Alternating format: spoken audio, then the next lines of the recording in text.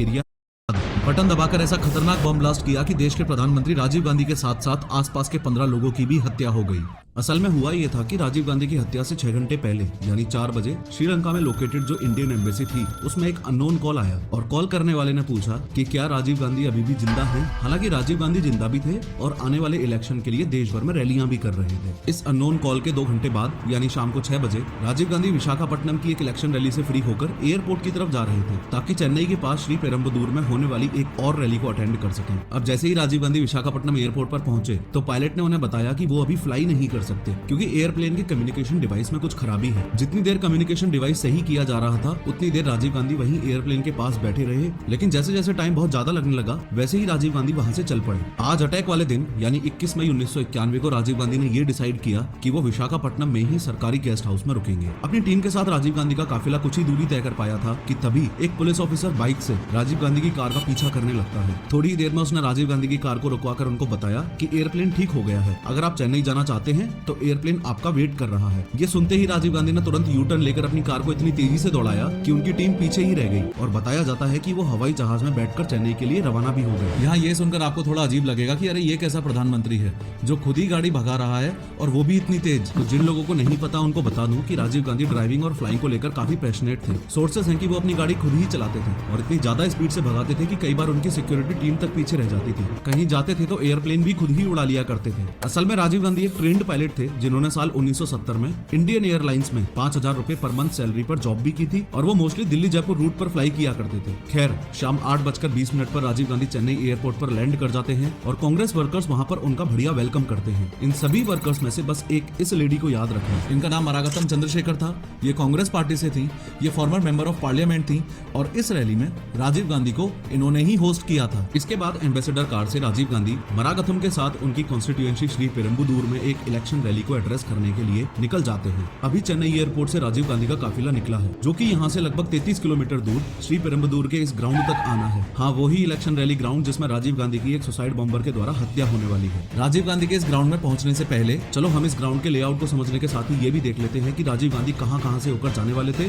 और क्या क्या करने वाले थे। ये वो पूरा ग्राउंड है जहाँ इलेक्शन रैली ऑर्गेनाइज्ड की गई है। इस ग्राउंड में यहाँ पर वो स्टेज है जहाँ से खड़े होकर राजीव गांधी लोगों को संबोधित करेंगे। स्टेज तक चलकर आने के लिए बीच में ये रेड कारपेट एरिया है। स्टेज के पास ही रेड कारपेट एरिया के इस तरफ ये लेडीज सेक्शन है और स्टेज से कुछ दूरी पर रेड कारपेट एरिया के अपोजिट डायरेक्शन में यहाँ पर ये वो सेक्शन है जहाँ राजीव गांधी के स्वागत के लिए लोग खड़े होने वाले हैं। इस स्टेज के बिल्कुल सामने 100 मीटर की दूरी पर ये राजीव गांधी की माँ यानी इंदिरा गांधी की ये बड़ी कार्डबोर्ड वाली मूर्ति है। ओवरऑल इस प्रोग्राम की प्लानिंग कुछ इस तरीके से की गई है कि जब राजीव गांधी यहाँ पहुंचेंगे तब सबसे पहले वो इंदिरा गांधी की मूर्ति को माला पहनाएंगे। उसके बाद इस बेम्बूज की बैरिकेडिंग के बीच मौजूद इस रेड कारपेट एरिया में उनका वेलकम किया जाएगा। आफ्टर दिस वो सीधा मंच पर जाकर भीड़ को एड्रेस करेंगे। याद है मैंने आपको एक लेडी मरागथम के बारे में बताया था जो राजीव गांधी को इस रैली में होस्ट कर रही है और उनके साथ उन्हीं की गाड़ी में इस रैली ग्राउंड की तरफ आ रही हैं। उन्हीं का एक असिस्टेंट था जिसका नाम था एजे डॉस और इस इलेक्शन रैली के पूरे अरेंजमेंट और प्लानिंग की जिम्मेदारी एजे डॉस की ही थी। अब डॉस की प्लानिंग के अकॉर्डिंग यहाँ रेड कारपेट एरिया के पास टोटल 21 लोग राजीव का वेलकम करेंगे, जिसमें से ये 3 लोग माला पहनाएंगे और ये 18 कांग्रेस कार्यकर्ता और पत्रकार राजीव से मिलेंगे। ये सब कुछ डिसाइडेड था, लेकिन लास्ट मोमेंट पर मरागथम की बेटी की रिक्वेस्ट पर इस औरत और इसकी बेटी को भी इस एरिया में रहकर एक्स पीएम राजीव गांधी से मिलने की परमिशन दे दी जाती है। यहाँ आपको बता दूं कि इस बच्चे का नाम कोकिला है जो कि आज राजीव गांधी को एक कविता सुनाएगी। इस बात पर भी ध्यान दो कि उस दिन चेन्नई में राजीव गांधी के लिए सिक्योरिटी अरेंजमेंट्स काफी अच्छे थे क्योंकि ऐसा माना जा रहा था कि एक्स पीएम उस ड्यूरेशन में कई टेररिस्ट ग्रुप्स के टारगेट पर ऑलरेडी थे। अब एक बार यहाँ के सिक्योरिटी अरेंजमेंट्स भी देख लेते हैं। इस पूरे एरिया की सिक्योरिटी के लिए आईपीएस ऑफिसर आर.के. राघवन के नेतृत्व में यहाँ पर 300 पुलिस वाले तैनात हैं। रेड कारपेट एरिया में राजीव गांधी से मिलने वाले इन 23 लोगों पर नजर रखने और इनकी मेटल डिटेक्टर से थोरोली चेकिंग करने की रिस्पॉन्सिबिलिटी इन सब इंस्पेक्टर्स और कांस्टेबल्स की है। इस सब इंस्पेक्टर को तलाशी के बाद डिसाइड करना था कि ये लोग राजीव गांधी के वेलकम के लिए इस रेड कारपेट एरिया में खड़े हो सकते हैं या नहीं।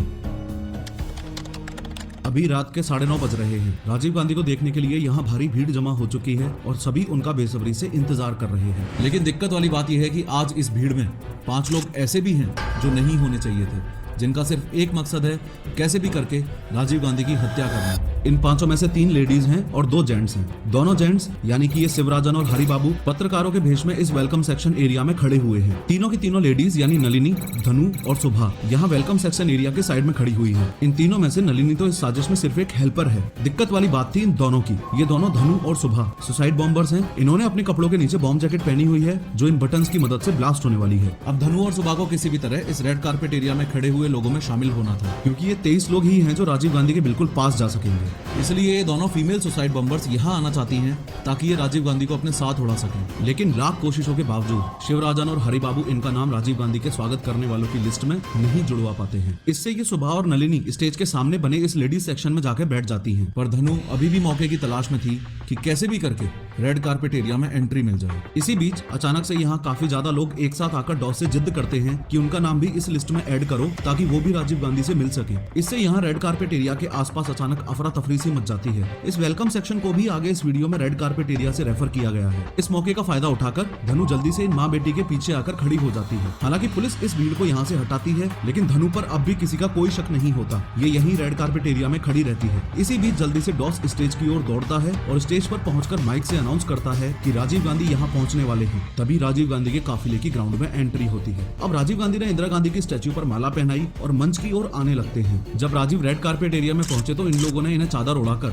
इनका स्वागत किया। मरागथम ने राजीव से पार्टी के अन्य कार्यकर्ताओं को भी मिलवाया। अब आदमियों से मुलाकात के बाद राजीव इन 3 लेडीज से मिलने के लिए आगे बढ़े। इनमें से इस बच्ची यानी कोकिला ने राजीव गांधी को कविता सुनाई। तभी यहाँ लोगों की भारी भीड़ पुलिस के सुरक्षा घेरे को तोड़कर राजीव गांधी से मिलने आ जाती है। इससे राजीव गांधी को एक सिक्योरिटी ऑफिसर यहाँ से जल्दी निकालने की कोशिश करता है, लेकिन राजीव गांधी ने तमिल लोगों को देखकर उनके बीच रहने का और उनसे मिलने का ही फैसला किया। इस धक्का मुक्की में सुसाइड बॉम्बर धनु काफी पीछे चली जाती है। अब धनु एग्रेसिवली राजीव गांधी तक पहुंचने की कोशिश करती है, लेकिन तभी सब इंस्पेक्टर अनुसुईया धनु का हाथ पकड़कर उसे आगे बढ़ने से रोक लेती है। अब राजीव गांधी ये देखकर सब इंस्पेक्टर अनुसुईया को इशारा करते हैं कि धनु को आने दो। अगले ही पल राजीव गांधी की मौत यानी कि धनु उनके सामने खड़ी थी। अब धनु राजीव गांधी को चंदन की माला पहनाती है और उनके पैर छूने के लिए झुकती है। नीचे झुकते वक्त धनु अपने बॉम्ब जैकेट के सबसे पहले तो पीछे वाले बटन को दबाती है और फिर आगे वाले बटन को दबाती है, और तभी एक जोरदार धमाका होता है जिससे यहाँ की धरती ही हिल जाती है। इस विस्फोट के बाद चारों ओर आग और धुआं फैल जाता है। इससे ग्राउंड में हाहाकार और भगदड़ मच जाती है और कुछ देर बाद जैसे ही रेड कारपेट एरिया में धुआं कम होने लगा तो चारों तरफ खून और लाशें दिखने लगी। इस ब्लास्ट में कोकिला की मां, मरागथम, धनु, पुलिसकर्मी और सुरक्षा अधिकारियों के साथ राजीव गांधी के शरीर के टुकड़े बिखरे पड़े थे। यहाँ 15 लोग मारे जा चुके थे और 40 से ज्यादा लोग सीरियसली इंजर्ड थे। वहीं इस हरिबाबू के कैमरा में लास्ट के कुछ पलों की ये 10 पिक्चर्स थी। देश में इतना बड़ा हादसा हुआ, एक पूर्व प्रधानमंत्री को पुलिस वालों के सामने सुसाइड बॉम्बर्स ने जान से मार दिया। पर उस 21 मई 1991 की दहशतगर्द रात को पूरा भारत सिर्फ एक ही सवाल से जूझ रहा था, राजीव गांधी को किसने मारा और क्यों मारा। आज की इस वीडियो में 3D एनिमेशन की मदद से इस असैसिनेशन की पूरी प्लानिंग को स्टेप बाय स्टेप समझेंगे और ये भी देखेंगे कि इंडियन एम्बेसी में उस शाम 4 बजे जो कॉल आया था उसको सीरियसली क्यों नहीं लिया गया। लेकिन हर बार की तरह शुरू से शुरू करते हैं। देखो, ये है अपना भारत और ये रहा श्रीलंका। श्रीलंका को आजादी साल 1948 में मिली थी, तो ऑब्वियस सी बात हुई कि उससे पहले यहाँ ब्रिटिशर्स का राज चलता था। अब श्रीलंका के मैप को एकदम केयरफुली समझो। ब्रिटिशर्स के टाइम श्रीलंका के इस हाईलाइटेड एरिया में तमिल रहते थे और इस रिमेनिंग लैंड में सिन्हलीज यानी बौद्ध धर्म को मानने वाले लोग रहते थे। वीडियो में ऐसी जगह पर यह बात भी आपको 100% क्लियर हो जानी चाहिए कि राजीव गांधी की मौत का कारण इन तमिल और सिन्हलीज लोगों के बीच की लड़ाई ही थी। कैसे क्या हुआ था आगे इस वीडियो में आपको और क्लियरली पता चलेगा। खैर, मैप में ध्यान से देखो, ये है श्रीलंका और इंडिया के सदर्न साइड में ये है तमिलनाडु।